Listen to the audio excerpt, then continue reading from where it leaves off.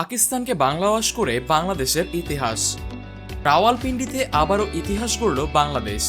টেস্টে প্রথমবার পাকিস্তানকে বাংলাওয়াশ করল টিম টাইগার্স।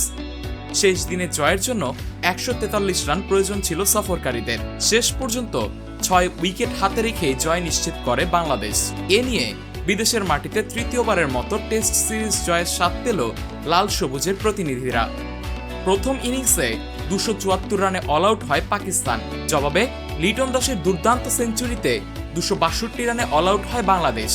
12 রানের লিড নিয়ে দ্বিতীয় ইনিংসে ব্যাট করতে নেমে দুই টাইগার পেসার হাসান মাহমুদ ও নাহিদ রানার বোলিং তোপে 172 রানে অল আউট হয় স্বাগতিকরা। বাংলাদেশের সামনে টার্গেট দাঁড়ায় 185 রান। পাকিস্তানের দেয়া 185 রানের টার্গেটে ব্যাট করতে নেমে বিনা উইকেটে 42 রান সংগ্রহ করে চতুর্থ দিন শেষ করেছিল বাংলাদেশ। দিনের শুরুতেই দলীয় 52 রানে সাজঘরে ফিরে যান জাকির। 39 বলে 40 রান করেন তিনি। জাকিরের বিদায়ের পর দলীয় 70 রানে 51 বলে 24 রান করে আউট হন আরেক ওপেনার সাদমান। এরপর ক্রিজে আসা মমিনুলকে সঙ্গে নিয়ে দিনের শুরুর ধাক্কা সামাল দেওয়ার চেষ্টা করেন শান্ত। মমিনুলকে সঙ্গে নিয়ে 57 রানের জুটি গড়েন শান্ত।